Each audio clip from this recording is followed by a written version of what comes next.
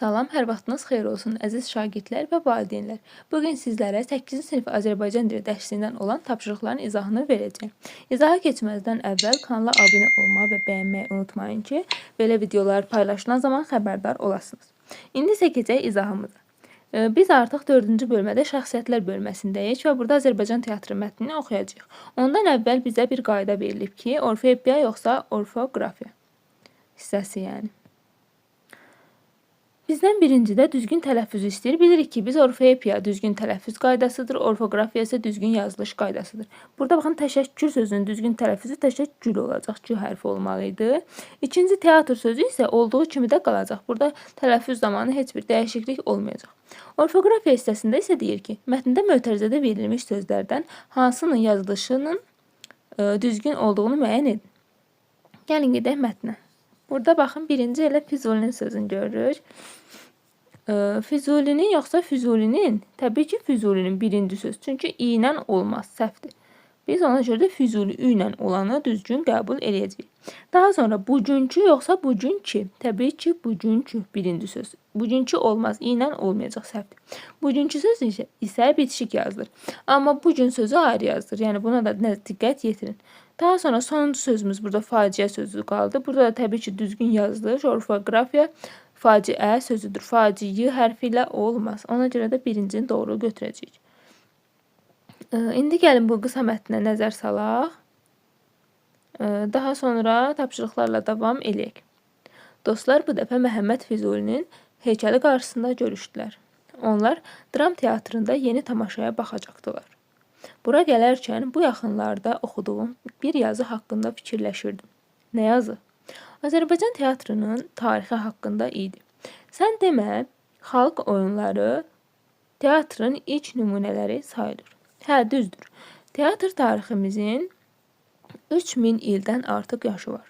Kosa-kosa, Qaravəlli, Kilim arası, Maral oyunu, Tənbəl qardaş adlı oyun və tamaşalar Azərbaycan xalq teatrının müstəqil tarixə malik olduğunu sübut edir.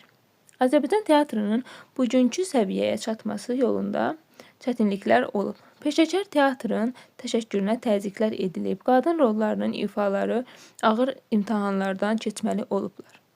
Bilirsənmi, Səkinə xanım, Axundzadə Qızlar Məktəbinin ilahiyyat müəllimi qızları dram dərnəyinə cəlb edir, tamaşalar hazırlarmış. Müsəlman dünyasında qadınlar tərəfindən səhnələşdirilən ilk teatr tamaşasını məhz o hazırlayıb. Mənim oxuduğum kitabda yazılmışdı ki, Həsən bəy Zardabi gimnaziya şagirdlərinin köməyi ilə Hacıqara əsərini tamaşaya hazırlayarkən Nəzəf bəy Vəzirov Azərbaycan ədəbiyyatında faciə janrının banisi ona yardımçı olmuşdur. Əldə edilən pullar isə gimnaziyada oxuyan yoxsul uşaqların təhsil və məişət problemlərinin həllinə sərf olunmuşdur. Azərbaycanda ilk teatr binalarından biri də təxminən elə bu vaxt 19-cu əsrdə Şamaxıda tikilib. Bu barədə Qafqaz qəzetinin 1858-ci il 6 iyul tarixli sayında məlumat verilmişdir. Amma 10 mart 1873-cü il Azərbaycan Milli Peşəkar Teatrının yaranma günü sayılır. Deməli, mətni oxuduq və burada bizə 3 dənə sual verilib ki, deyir ki, nə üçün teatrın inkişafına təzyiqlər edilmişdir? Çünki teatr əsasən qədim o dövrə baxanda, yəni teatrı insanlar sanki dövr üçün qəbul eləmirdilər. Əsas da dinlə məşğul olan insanlar teatrı, insanların teatra baxmasını, insanların teatra marağının olmasını, inkişafa meyllənməsini, maarifçiliyin artmasını istəmirdilər. Buna görə də təzyiqlər göstərirdilər. Qadınların teatr tamaşalarında iştirakına qoyulan qadağa nə ilə bağlı idi? Bu da dediyim kimi, hətta qadınların o dövrdə nə tamaşaya baxmasına, nə tamaşada iştirak eləməsinə aktrisa kimi icazə yox idi. Qadağa qoyulmuşdu. Yəni bunu cəhd göstərmək istəyən qadınlar da qorxurdular. Ona görə yəni irəli atıla bilmirdilər. Əsasən qadın rollarına da kişilər yəni çıxış edirdilər. Yəni onlar dediyim kimi, yəni dinlə bağlı idi ki, din insanların maarifçiliyi, insanların dünya görüşünün artmasını qarşısına kəsirdi. Siz indi gələcəkdə keçəcəksiniz Oqtay Eloğlu, Cəfər Cabbarlının Oqtay Eloğlu əsərini. Orada yəni bu tamaşada orada olan Yəni qadın hüquqsuzluğu, qadınların tamaşaya getməyinə icazə olmaması, qadın aktrisaların tapılmaması kimi problemlər öz əksini tapıb çox maraqlı bir əsərdir. Nə üçün bugünkü gün teatrın yaranma tarixi sayılır? Çünki baxın deyir ki, Azərbaycan Milli Peşəkar Teatrının yaranma günü. Peşəkar və xalq teatrı anlayışlarını gördük. Burada tapşırıqlarda onların fərqlərinin izahını da verəcəyik. İndi keçək birinci suala. Mətndəki əsas faktları seçib qruplaşdırın. Mətndə biz bir çox faktlar gördük. Gəlin bunların əsaslarına baxaq. 2 qrup yaradım. Birinci teatr tarixi və yaşı, bir də tarixi şəxsiyyətlər və onların fəaliyyəti. Deməli, birinci teatrın tarixi və yaşına deyə bilərik ki, Azərbaycan teatrının 3000 ildən artıq yaşı var. Sonra ilk teatr binalarının biri 19-cu əsrdə Şamaxıda tikilib. Sonra bu haqda Qafqaz qəzetində 1858-ci il 6 iyul tarixli sayında bu barədə məlumat verilib. Daha sonra 10 mart 1873-cü il Azərbaycan Milli Peşəkar Teatrının yaranma günü sayılır. Baxın, burada biz nələr yazdıq? Azərbaycan teatrının, ümumiyyətlə, yəni teatrın tarixi və yaşı barədə yazdıq. İkinci qrup şəxsiyyətlər haqqında deyə bilərik ki, Səkinə xanım Axundzadə Qızlar Məktəbinin ilahiyyat müəlliməsi kimi, yəni qızları drama dərnəyinə cəlb edirdi. Daha sonra Həsən bəy Zardabi Hacı Qara əsərini tamaşaya hazırlamışdı gimnaziyadakı uşaqların köməyi ilə. Daha sonra Nəcəf bəy Vəzirov isə, yəni Azərbaycan ədəbiyyatında faciə janrının banisi olmuşdur. Bu da Müsbəti Fəxrəddin faciəsi. Belə. Daha sonra davam edək ikinci sual ilə. Mətnə əsasən demək olar.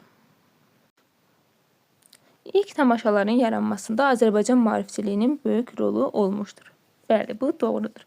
Elə Həsən bəy Zərdabi olsun, Nəcəf bəy Vəzirov, daha sonra Səkinə xanım və s. bunların biz rollarını görürük. Biri düz. Teatr tariximiz haqqında Qafqaz jurnalında məlumat verilmişdir. Bəli, bu da doğrudur. Çünki orada deyir ki, ilk dəfə 19-cu əsrdə Şamaxıda bina tikilib, teatr binası. Bunun haqqında da Qafqaz qəzetində 1858-ci 6 iyul tarixli sayında məlumat verilib. Ona görə ikini də doğru götürəcəyik. Teatr tariximizin tarixi qədimlərə gedib çıxır. Bəli, bunu da doğru götürəcəyik. Çünki mətndə gördük ki, deyir ki, Azərbaycan teatrının 3000 ildən artıq yaşı var. Bu da doğru. Teatra cəlb edilən qadınlar ağır təhdidlərə məruz qalırdılar. Deməli, bu da doğru fikirdir. Çünki mən elə bayaq bu haqda danışdım ki, qadınların teatra nəinki iştirak eləməyi, yəni aktrisa kimi, hətta qadınların teatra gəlib baxması belə, yəni çox böyük təqiblə qarşılanırdı. Yəni buna icazə vermirdilər, qadınları döyürdülər. Onlara qarşı, yəni belə deyək, ağır teatra getməyin ağır nəticələri onları gözləyirdi. Ona görə də getmirdilər. İcazə yox idi.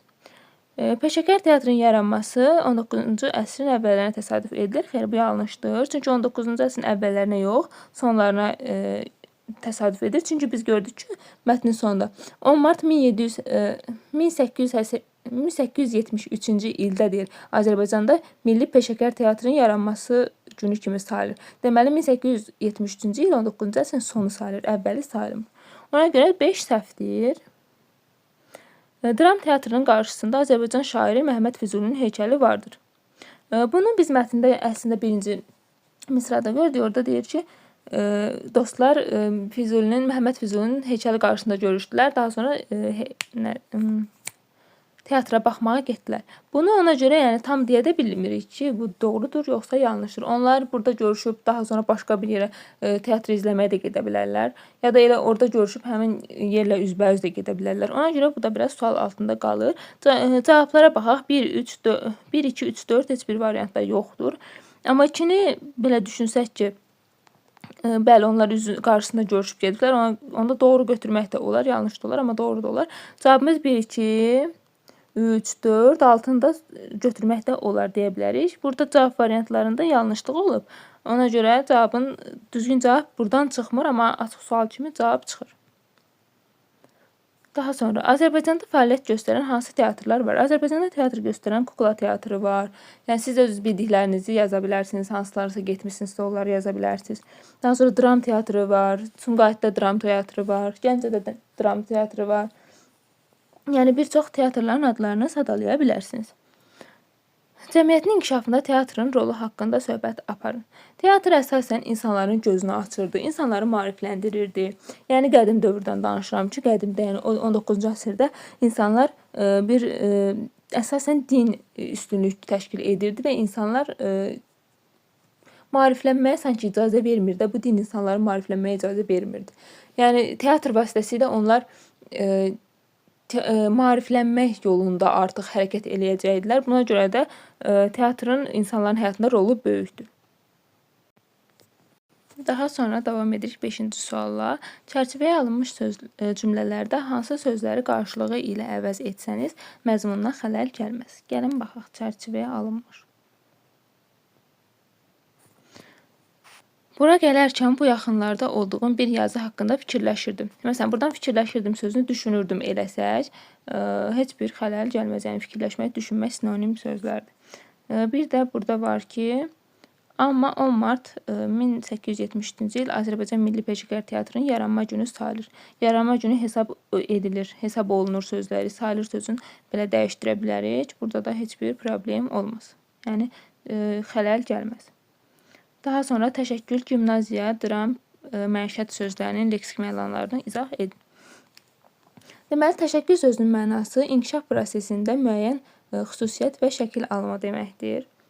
Gimnaziya klassik dillərin tədrisinə üstünlük verilən orta məktəb deməkdir. Dram sözü səhnədə ifa olunmaq üçün dialoq şəklində yazılmış ədəbi əsər növüdür. Məişət sözü isə ümumi yaşayış tərzi, yaşayış, yaşama həyatı və s. belə mənaya gəlir. Daha sonra xalq teatrı və peşəkar teatr ifadələrinin mənasını izah edin. Oxşar və fərqli xüsusiyyətlərini araşdırın. Xalq teatrı odur ki, xalq teatrı, baxın, biz orada nə gördük? Gördük ki, deyək ki, Azərbaycan teatrının tamaşasını da belə 3000 ildən artıq yaşı var. Deməli, biz burada görürük ki, amma peşəkar şəkildə 1873-cü ildə yaranır. Buradan onu başa düşürük ki, yəni bu tamaşalar var idi, amma xalq arasında, yəni peşəkar olmayan insanların öz aralarında hazırladıkları, yəni özləri üçün öz aralarında bir xalq teatrı bir şey tamaşalaşdırırdılar və yaxud da bir şey danışırdılar və s. bir mövzu haqqında. Amma peşəkar odur ki, artıq yəni peşəkar olması üçün aktyor, aktrisalar lazımdır. Orada rejissor lazımdır, səhnə lazımdır, bu teatrın binası lazımdır. Orada insanların iştirak etməyi, oturmaq üçün şərait lazımdır. Yəni hər şey yerli yerində, qaydasında olmalıdır da. Yəni çünki burada artıq bir peşəkarlıq özünü göstərəcək.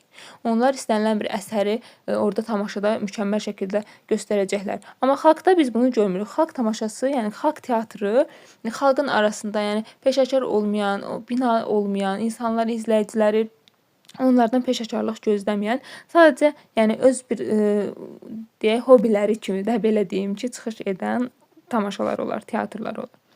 Fərqləndirilmiş cümlədə tire işarəsindən sonra işlənən söz birləşməsinin işlənmə səbəbini müəyyənləşdirin. Fərqləndirilmiş cümləyə gedək baxaq. Bilirsənmi, Səkinə xanım Axundzadə Qızlar Məktəbinin ilahiyyat müəllimi qızları dram dərnəyinə cəlb edir, tamaşalar hazırlayırmış. Baxın, burada Səkinə xanım Axundzadə kim? Səkinə xanım Axundzadə, yəni Qızlar Məktəbinin ilahiyyat müəllimi. Biz burada mübtədəni gördük və burada tire işarəsi deyir, nəyə bildirir? Tire işarəsini əldə yəni sözü ilə ifadə edə bildik. Deməli, bu Qızlar Məktəbinin ilahiyyat müəllimi sözü Səkinə xanım sözünün əlavəsidir. Əlavə. Biz indi əlavə mövzusunu keçəcəyik və mən bunu sizə izah edəcəyim. 9-cu sualı saxlayıram, əlavəni izah edeyim, ondan sonra 9-cu suala baxın. Əlavələr cümlə üzvlərindən sonra gəlir. Onların mənasını aydınlaşdırmağa və dəqiqləşdirməyə xidmət edir. Əlavələr söz və ya söz birləşmələri ilə ifadə olunur. Gəlin bu məsələnin hissəsinə baxaq. Baxın, deyir, birdən Səid dünyada hamıdan çox sevdiyi varlığı anasını gördü. Baxın, varlığı, yəni anası. Baxın, buraya yəni sözünü qoyuram, bilirəm, baxın. Bu da tamamlıqdır və tamamlığın da əlavəsidir. Yəni, əlavə hansı üzvdürsə, yəni ikinci dərəcəli üzvlərdən olsun, birinci baş üzvlər olsun, hansıdırsa, onun əlavəsi də həmin üzvdə olacaq. Burada baxın, Yunanistanda bu mədəniyyət beşiyində. Harada Yunanistanda, harada bu mədəniyyət beşiyində. Zərflikdir, baxın, yəni. Bura yəni də qoya bilərəm. Deməli, buradan başa düşürük ki, əlavə sözdən sonra gəlir, onun mənasını aydınlaşdırır. Baxın, Yunanistan sözünün mənasını sanki açır, bu mədəniyyət beşiyi olduğunu bizə bildirir. Eyni zərflikdirsə zərflik olacaq, tamamlıqsa tamamlıq, təyinsə təyin, mübtəda, xəbər eynidir. Hamısı belə olacaq. Eyni suala da cavab verirlər. Daha sonra burada görürük ki, əlavələr aid olduğu üzvdən əsasən tire işarəsi ilə ayrılır. Cümlə üzvü ilə onun əlavəsi arasında, yəni bağlayıcısı da işlədilə bilər. Bu zaman bağlayıcıdan əvvəl vergül işarəsi qoyulur. Baxın burada. Yerin peykində yəni ayda, baxın. Burada tire ilə, burada da yəni sözü verilib, özündən əvvəl də vergül işarəsi qoyulub. İndi gəlin 9-cu tapşırığa baxaq. Mətndə altından xətt çəkilmiş cümlələri sintaktik təhlil edin. Cümlə üzvlərindən tire ilə ayrılan ifadələrin rolu haqqında düşünün. Həmin ifadələrin nə məqsədlə işlədildiyini müəyyənləşdirməyə çalışın. Altından xətt çəkilmiş bir cümlə.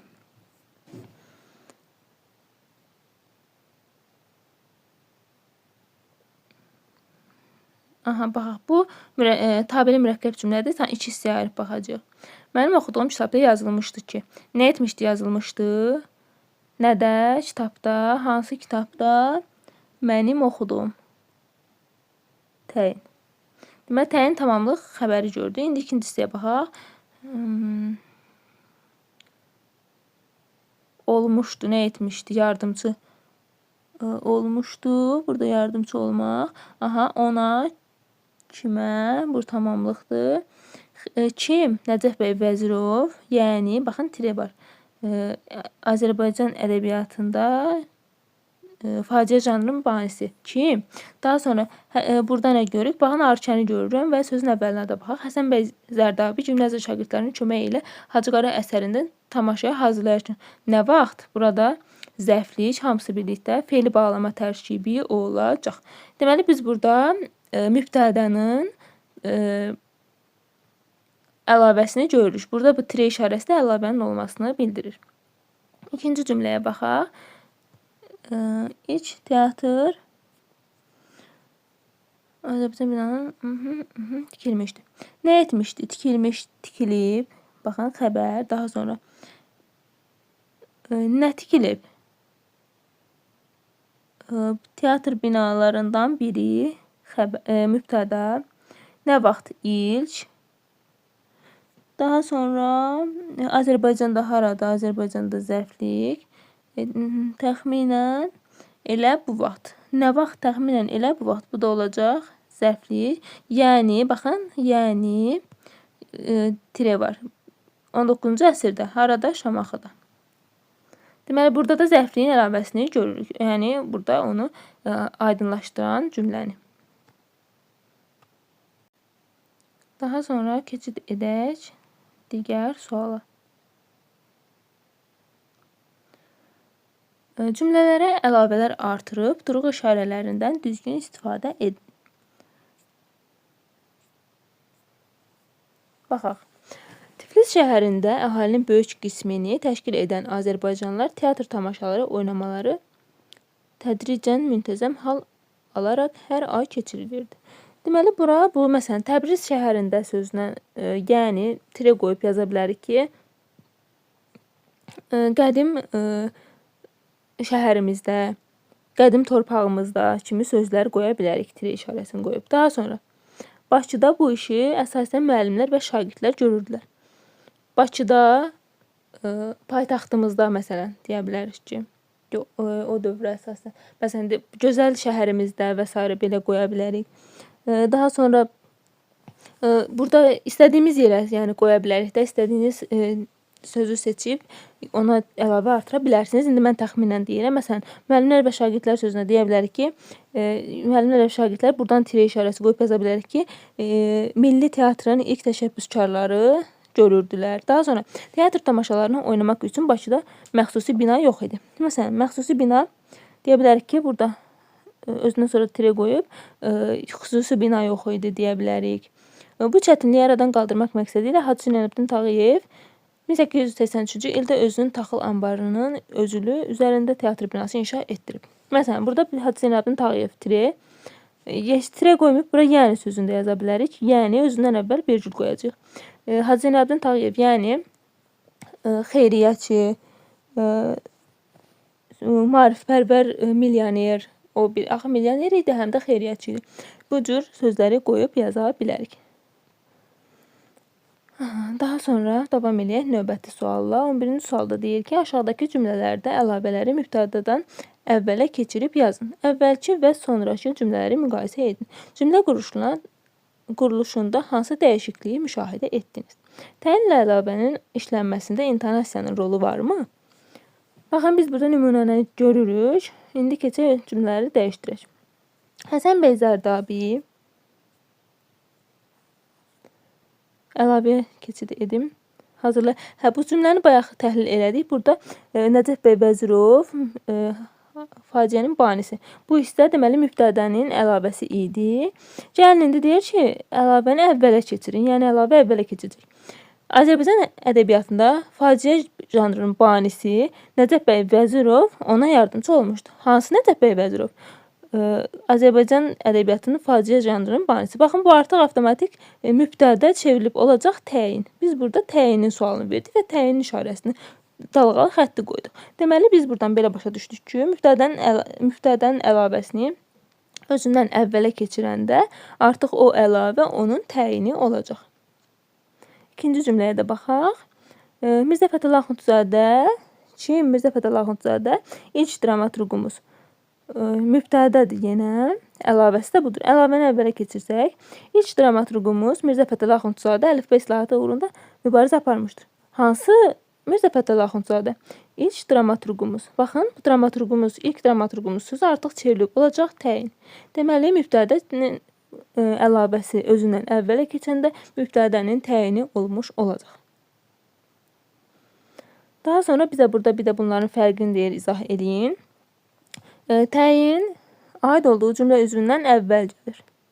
Daha sonra təyin əsasən əlamət bildirir, məsələn deyək, əlamət. Sonra təyin necə, nəcür, hansı? Necə, nəcür, hansı? Suallarına cavab verir. Dördüncünü də deyə bilərik ki, təyin ikinci dərəcəli cümlə üzvüdür, məsələn. Daha sonra əlavəyə baxaq. Əlavə aid olduğu cümlə üzvündən sonra işlənir, sonra. Əlavə aid olduğu cümlə üzvünü aydınlaşdırır, izah edir. İzah edir. Belə qısa yazıram.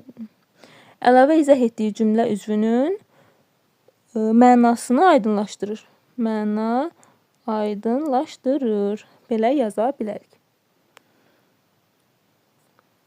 Daha sonra sonda bizi 2 dənə tapşırığımız qarşılayır ki, burada deyir ki, teatr xadimlərimiz adlı təqdimat hazırlayın. Bu təqdimatı siz bilirsiniz ki, özünüz internet resurslarından və yaxud da başqa kitablardan faydalanaraq hazırlayacaqsınız. Buna ona görə də sizə həvalə edirəm. Daha sonra dialoqun məzmununu 3-cü şəxsin dilindən yazın. Hər iki mətnin dilini müqayisə edin. Bunu da sizə ünvanlayıram ki, bu 3-cü şəxsin dilindən mətni özünüz yazasınız və mətnlə, yəni öz yazdığınız mətni qarşılaşdırasınız, müqayisə eləyəsiniz. Sonda əlaqə nömrəmizi xatırladım ki, 055 280 59 24 nömrəsi əlaqə saxlayaraq dərslərimizdən faydalana bilərsiniz, dərslərimiz haqqında ətraflı məlumat ala bilərsiniz. Sağ olun, növbəti izahlarda görüşənədək.